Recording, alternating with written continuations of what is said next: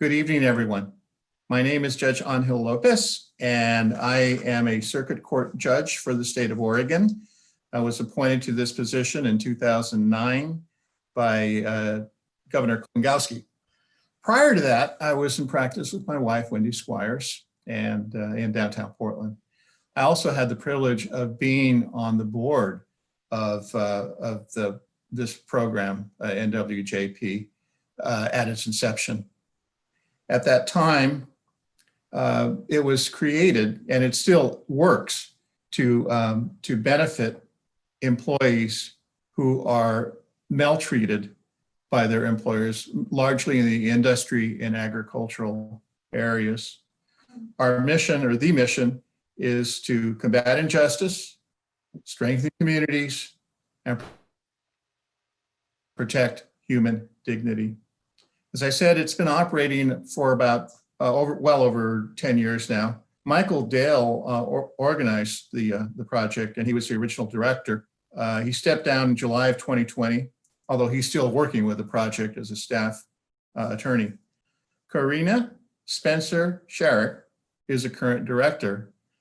She has a wealth of experience, having worked on the Texas-Mexican border in the area of civil rights litigation. And she has been with this project, with NWJP, for 8 years now. We were very lucky to have her. Also, she's a very, very kind and good-hearted person, which even adds value to her position. Not that Michael wasn't, but she is as well. So with that, I take great pleasure in introducing Karina. Take it away.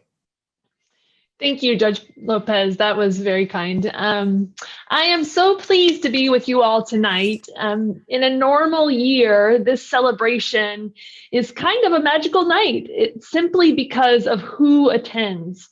And you, the audience, from all of your different backgrounds and the work that you do and the causes that you support, really symbolize the vision for the work that the Northwest Worker Justice Project does on behalf of low-wage immigrant and contingent workers. This celebration brings together people from traditional labor, workers, private and legal aid lawyers, policymakers, community activists, and progressive donors. We regularly say smart lawyers alone are not going to end economic and racial justice. Instead, NWJP was co-founded by Michael Dale to flourish in these intersecting spaces of our collective work, to support the work that you all are already doing to improve wages and working conditions and to address racial inequity, but also to fill in the gaps in services and support for low-wage immigrant and contingent workers. So in a normal year, when we get together, union organizers and leaders sit at tables with immigrant rights and faith activists, policymakers and politicians sit with workers and community advocates. The silos that sometimes separate us lawyers who practice labor or workers' comp, wage and hour discrimination, or for legal aid programs are removed, and we get to catch up with each other and form new acquaintances. So I do feel the loss of the in-person connection that we usually get to have this evening. So I want to encourage all y'all to check in with the other attendees by clicking on the chat in the menu below. Choose to send a message to other attendees and give your name and organizational affiliations and pronouns so that we know who's here to help spark a little bit of that connection and community that we normally have. Should be pretty easy. It's in the menu below. While I am sad not to be with you in person tonight because of this not normal year, the challenges of this year have provided opportunities to pull together as a community in stronger ways and new ways. And I have been awed by the ways that we have rallied together to respond to the crises of COVID, police brutality, ever escalating cruelty of immigration policies, climate change, and natural disasters, and the way that they all lead to injustice for workers. We have worked with many of you to push for science-based health and safety regulations and enforcement during COVID. We have fought together for workers' comp improvements. We have demanded COVID relief funds for immigrants who are undocumented. We have rallied to show that Black lives matter, that Black work matters, and we have innovated new ways to support workers who are taking the opportunity of this moment to organize and build power. Finding these opportunities for hope and progress, even when things seem darkest, shows the strength of our work together. And the opportunities are going to keep presenting themselves, as you all know. With a new Biden administration, we know that we will need to add our voices to the call to not only turn the ship around, but to move it forward on things like worker health and safety, protections for gig workers, and immigration reform. And in Oregon, we must improve our avenues for enforcement, for just enforcement of our progressive employment laws, or we will not see their impact. We also cannot continue to allow farm workers to fall so far behind in wage protections, chemical exposure, and health outcomes, supporting our friends at PICUN and its sister organizations to improve conditions for these most essential workers. And we must be there to support workers as they work together to build power in the workplace. And NWJP does not take government money that might restrict who we serve and how. We depend on income from events from like this one, obviously much different than a normal year, to provide our direct legal services, policy advocacy, and support of worker organizing. So please use the links in the chat to donate to our work. We will put your support to use fighting for the rights of workers. We will put it to use to center low-wage immigrant and contingent workers and their experiences, to expand protections, and to secure justice. So please find the link in the chat box, in the menu at the bottom of the page, to give to NWJP tonight. And while you're doing that, I want to take a moment to thank our wonderful sponsors briefly, if you'll bear with me. I want to thank our workplace warriors, SCIU Local 503 and the UFCW, our guardians of justice, McKenna Bishop Jaffe, the Carpenters Union, Patricia Spencer, and Thomas Kuhn, Newton, and Frost. Thanks to our defenders of dignity, Albies and Stark, Bennett Hartman, Morris Kaplan, IBW, Walter Keenan, Leuna, and McKenna Bishop Jaffe again, and Oregon AFL-CIO, Salem Professional Firefighters, Kathy Hyatt Law, and our champions of change who have donated in memory of Bob Woolheim, and also Kevin Diaz, Jean Ferlazzo, Steve Goldberg, Shanti Llewellyn, Jim Sherrick, SCIU Local 49, and Stolburn. We also have numerous friends of fairness who have donated, and they are listed on our website, and we thank and appreciate you all as well. So with your help, NWJP will keep flourishing in these connected and intersecting spaces. I think there's work for us to be done together, and I look forward to doing it. I turn it back to you, Judge Lopez. Thank you very much, Corinne. Your words were very well taken and well spoken. When Karina asked if I would be the MC for this program, she told me it was going to be a video link. And my initial thought was, oh my goodness, I'm going to miss all the good food that traditionally comes with this celebration. But the second thought I had was, well, we're going to have plenty of food for thought. And that food for thought is in the person of Saket Soni, who is our keynote speaker tonight. He has an incredible background. Mr. Soni has done groundbreaking work in organizing both US-born and foreign workers in helping them achieve their rights as workers, when they in turn were helping our country in the rebuilding of New Orleans in the wake of Hurricane Katrina. He also has successfully brought whistleblower suits on behalf of hospitality and seafood workers in their industries. He also won a federal court award of $14 million combating human trafficking violations. All that, and he still has managed to create a new program, the National Guest Worker Alliance. With all this and more, for accomplishments in his career, it's no wonder that USA Today has named him the architect of the next labor movement. Mr. Soni is going to speak to us tonight about the change in administration and how that probably will impact a shift in goals for labor and workers' rights in the near future.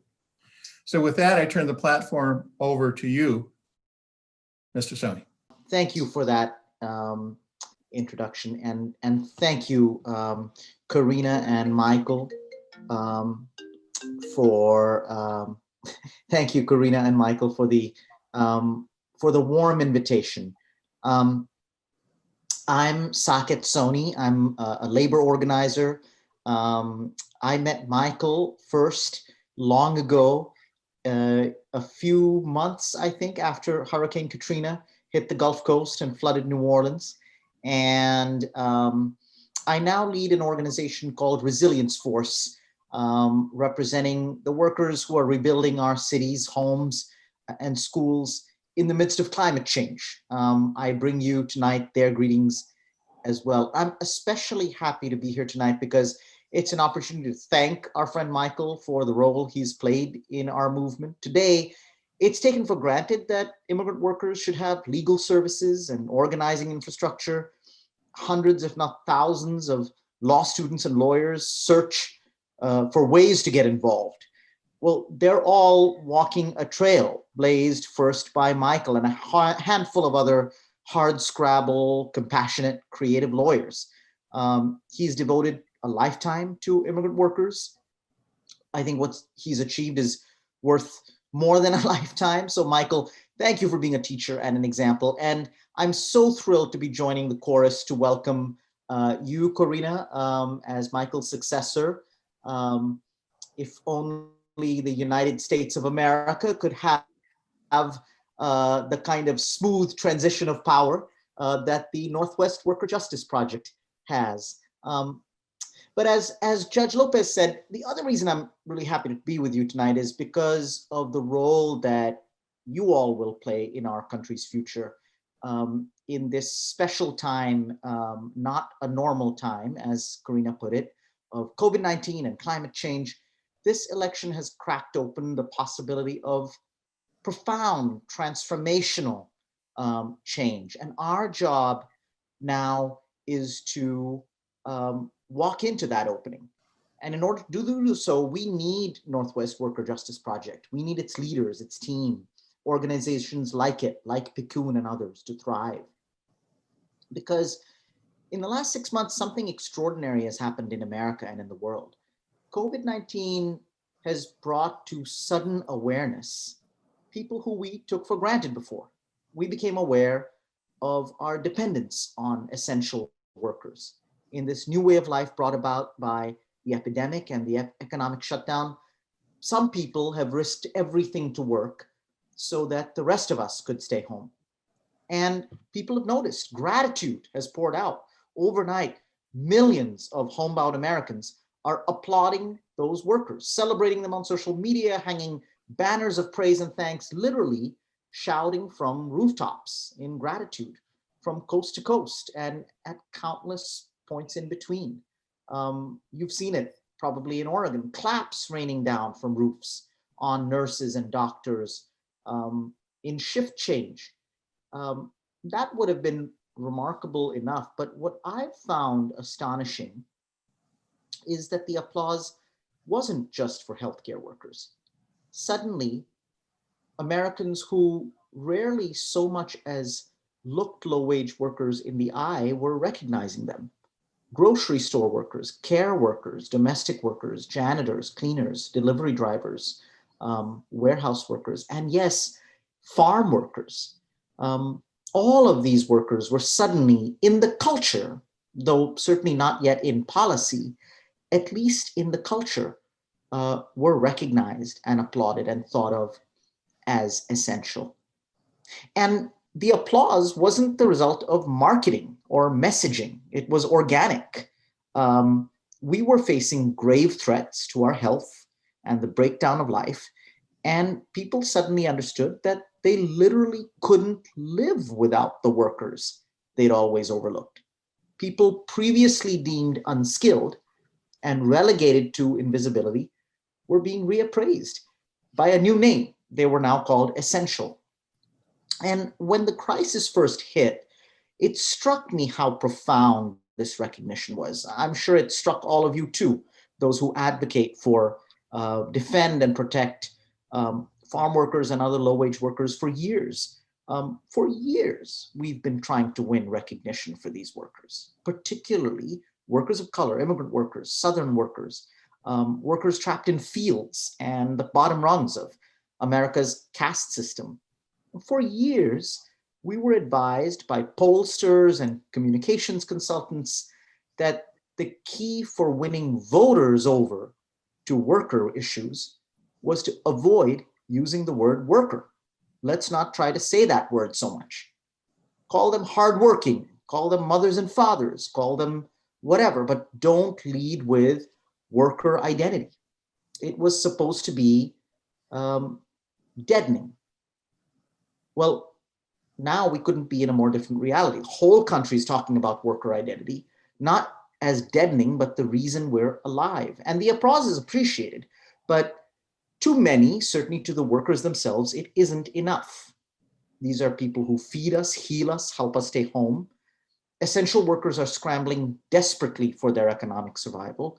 They need real protections. For a lot of workers, who were initially gratified by the applause, it eventually became justifiably dubious. If the applause is all we're getting, then keep it, is what they were saying. Or follow it up with change, with policy. And that's a fair point. Appreciation, however heartfelt, can't replace gloves and N95 masks, or hazard pay, or healthcare, or sick days. That's what essential workers need. In a pandemic, their lives depend on it, and so do ours. And millions of essential workers need one other thing: immigration status. This is one of the fundamental paradoxes of the COVID-19 response. A vast proportion of the workers suddenly deemed essential are immigrants. Many of them are undocumented. Many of them have temporary provisional status. It only gives them a tenuous foothold in the United States. And America's survival depends on workers who have yet to be recognized as American. Immigrants are essential. We have to turn the applause they're getting into the systems they need. And that's what's possible now after the election, to recognize them as the Americans they are, granting them full legal status immediately, permanently. Call it citizenship, amnesty, public health. The more secure immigrant workers are, the more resilient we all are. And that's not just for COVID-19. The pandemic is just a dress rehearsal for how we have to prepare for an even greater threat, one that has been with us longer and is even more catastrophic, and that is climate change. How we will overcome it is the most profound and consequential question for our future. For a long time, the political establishment refused to face it, even as scientists warned about the disruption in our lives, our economies. But today, people realize it's true. And yet, even today, many who believe in climate science see climate change as a future threat. That future is already here.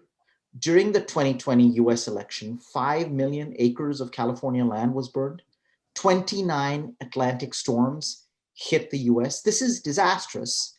But as with COVID, climate change provides an opening for transformational change. In the climate era, like in the COVID era, recovery and rebuilding depend on essential workers. As a labor organizer on the front lines of climate change, I've gotten to know these workers very deeply. They are immigrants from Central and South America, Mexico, South and Southeast Asia. Some are undocumented, some come with guest worker visas. They do the most hazardous recovery work without proper protections or pay, alongside rural workers, African-American workers, Native workers, many other kinds of US workers who, alongside the immigrants, work at the bottom of America's economic caste system. And they pull decomposing bodies out of homes after floods, out of the Ninth Ward after Katrina, out of New Jersey homes after Sandy, in North Carolina after Florence, Houston after Harvey. The list goes on. This year, 6 hurricanes hit the Gulf Coast. I was just there.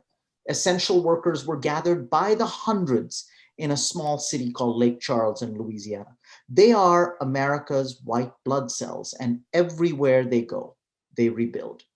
And everywhere they go, demagogues attack them. Culture warriors demonize them. Immigration agents hunt them. But inside these epicenters, people depend on them. They are essential. Many express the gratitude for the role they play. And that's the opening. The president-elect's transition motto is build it back better. But the workers who will do the building, who will build America back better, whether it's America's food systems, hospitals, or cities, these workers will need protection. They'll need health and safety equipment, a guaranteed living wage, a path to unionization. And immigrant workers will require equally essential protection, a path to citizenship. And this may have been far-fetched in an earlier politics. Today in Washington, the idea of legal status for immigrant workers has moved out of the margins. The magic of this moment is that the most transformative solutions can now seem like also the most pragmatic. The Democratic Party leadership has proposed a path to citizenship for essential workers. Candidate Joe Biden included it in his list of immigration reforms. We must now push President Joe Biden to deliver it. Our work doesn't end with winning legal status for essential workers. That's where it begins. Once their immigration status is the least important thing in their lives, the thing they don't worry about, then the formerly undocumented, those with TPS, political asylees, they will all be free to work without fear on our nation's most important priority, which is resilience. The roofers and day laborers and repairers will build broken homes and cities without fear. Farm workers will build our food systems without fear. Domestic workers and care workers will build our care infrastructure without fear. All of this is now possible. It is not in hand, but there's a crack in American politics, a light through the other end of it, and it's possible to take the opening, but it's not inevitable. And that's why our job now is to organize. That's why the work of the Northwest Worker Justice Center and organizations like it is so important. It is important for people on the ground, deep in communities, to have their hands on the levers of change. They want it. And no national policy is useful unless it's grounded in the lives of people and compelled by the people who are insisting on their dignity. The Northwest Worker Justice Project has been giving low-wage workers that voice and power for years. And in this, you have something special to teach, because Oregon is both a beacon of progressivism and home to an extraordinary amount of right-wing organizing. They live side by side in Oregon, and they live side by side now in America. So I would say, if you're a leader at the Northwest Worker Justice Project, thank you. And we're here to defend you and protect you as you go into the fight. If you're an ally, then bring along another ally. And if you're a donor, then become a long-term sustainer, bring others. And if you're like many and you're despairing, yes, we have a divided country. We understand the need to despair. The grief is natural. In the beginning of another desperate era, right in New Orleans, right after Katrina, I found a new mentor in a gentleman named Dr. Vincent Harding. He was the American moral philosopher who was the author of Martin Luther King's Beyond Vietnam speech in 1967. I sat with him one day and I shared my despair. It was a low point in American politics, in the American story. how could you go to the people that the American government had left to die, to the people who were rebuilding, not because the American government was helping them, but despite their attacks, and recruit them to have faith in American processes, in American democracy? Dr. Harding told me something I've never forgotten. He said, America is a country that is yet to be born. Today, in the COVID era and in the climate crisis after this election, America is waiting to be built. Together, we can build it. It will require all of us. It will require organizing, and above all, it will require local fights for dignity, like the ones carried out by Yuan. So thank you so much again for welcoming me. Thank you for meeting this moment. Thank you, Corina, for your leadership at this time. And I wish you all good luck and great faith in the struggle ahead. Thank you so much for those beautiful and inspiring and meaningful words. The final leg of this evening is going to be to view a video that was made directly from the mouths of those that the project serves. These are the faces of individuals, of people who the project has litigated on their behalf and have restored the dignity that their employers otherwise would have taken away. So with that, let's go to the video. Thank you. Hola, mi nombre es Edith Ávila. Yo trabajé en un hotel por 7 años, los 7 días a la semana. Y en Northwest Worker Justice Project me ayudaron en el caso de compensación de sueldos no pagados y ganaron el caso. Estoy muy agradecida por su amabilidad, buen trato y profesionalismo. Así que les recomiendo a todas las personas que necesitan ayuda. Les aseguro que no se van a arrepentir. Northwest Worker Justice Project. Hello, my name is Lisette Marine and I'm an attorney at NWJP. Throughout my experiences as a law clerk and now as an attorney, I have learned that our clients are extremely courageous in speaking out against their employers. And I myself, throughout now almost 2 years, have learned a lot and have developed my litigation skills, and I am extremely thankful for NWJP. Primero que todo, quiero darle las gracias al proyecto por haberme apoyado y ayudado a recuperar mis valores, a recuperar mi dignidad, a ayudarme a recuperar también el dinero que perdí. También quiero darle las gracias muy especial a todos los trabajadores de ahí por haberme apoyado. I've had the great privilege to represent the salt of the earth. Our clients work hard under incredibly difficult circumstances.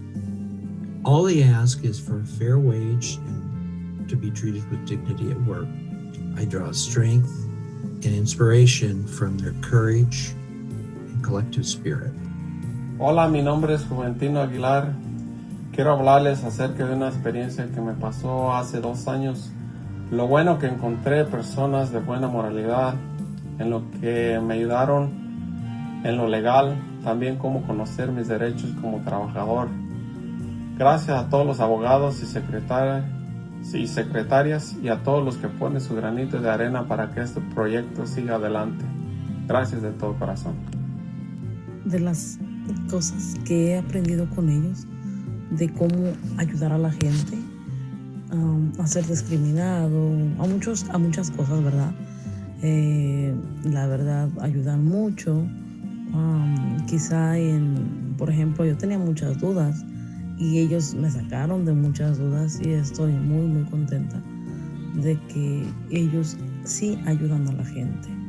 I've learned that the way NWJP has the most impact is when we provide trainings and education and other support for workers who want to organize and improve their working conditions. Yo, Ana Coria, agradezco al Proyecto de Justicia por haberme enseñado que tengo derechos como trabajador y gracias por toda la ayuda que me dieron. aprendieron en el 2018 cuando la compañía para la que trabajaba violó mis derechos. Gracias, Proyecto de Justicia. He aprendido una parte esencial y que prevalece dentro de este proyecto, que es la cultura del respeto a las personas sin distinción alguna. También a concientizarme de que hay muchas barreras por derrumbar, de la importancia del trabajo en equipo y de la ayuda mutua, a no ser indiferente a todas las circunstancias tan adversas y divididas por las que está pasando este país. Y sobre todo, que hay mucho trabajo por hacer para lograr tener de esta sociedad una sociedad más justa. Quiero dar las gracias a todo el equipo que forman parte de él, en especialmente a Lisette, que ella es mi abogada, que me ha sabido escuchar, me ha apoyado en mi caso que estamos llevando. Yo recomiendo a Northwest para todas las personas que necesiten ayuda. Así como yo encontré ayuda con ellos, ustedes también la pueden encontrar. I confronted an employer about the interest and fees they were charging workers for payday advances. They just ignored me. But with the help of Northwest Workers Justice Project, they couldn't ignore me anymore. So thank you so much, Northwest Workers Justice Project, and keep up the good work. Alex, Fiona, and Hannah from the Crush Bar Workers Collective. We really appreciated all the legal advice we've gotten from the Northwest Workers Justice Project. It's been paramount to our organizing. It's hard enough for service industry workers to know their rights, and the Northwest Workers Justice Project has empowered us in many ways, but first and foremost in protecting our workers' rights. Through my time with NWJP, I've learned just how stacked against workers our employment laws and regulations are. I've met some outstanding workers and worker leaders in my time here that prove just how crucial solidarity, education, and resistance are to achieving true worker justice.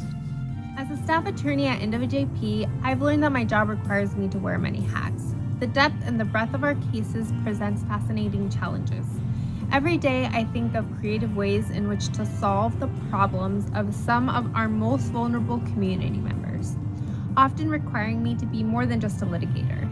However, despite the obstacles, I find my work to be incredibly rewarding, especially when I can create a positive impact for my clients and for the community at large. So I'm asking today for your donation so that NWJP can continue to fight against worker injustice. Any contribution is a great help towards that goal. Thank you.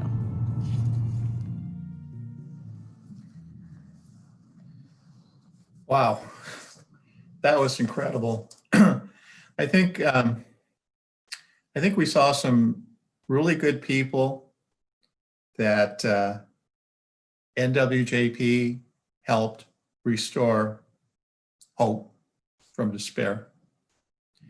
I'm thinking back in terms of some of the, I want to thank Saket and Karina for their presentations again. And I just want to share some thoughts with you in closing. I think back to mid-March of this year, right before the coronavirus restrictions were put in place. I remember coming home from work and thinking, gee, I better pick up some groceries. And I went to the grocery store and the shelves were half empty. I remember picking the last 20-pound bag of potatoes to bring home.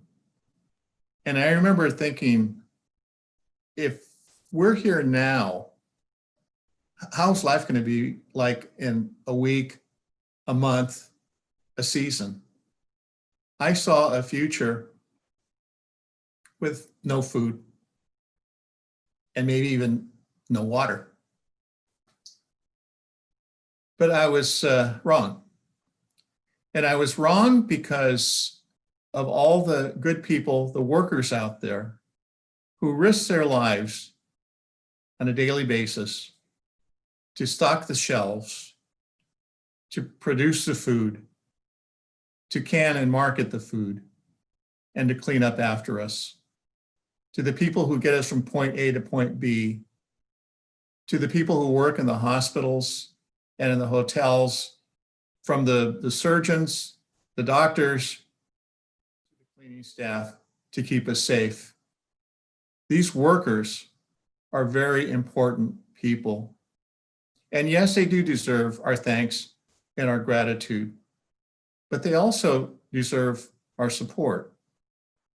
We're very lucky to have Saket and NWJP there to bat for them, to argue for them, to give them voice, and to secure their rights.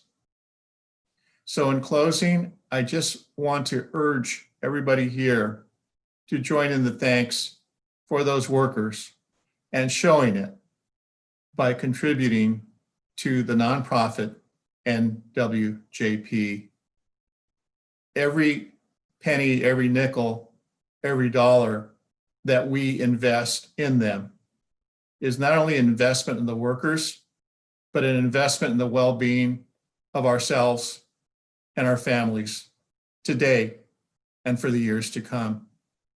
So God bless you for your work. I thank everybody for being here tonight and taking part in this wonderful evening of food for thought.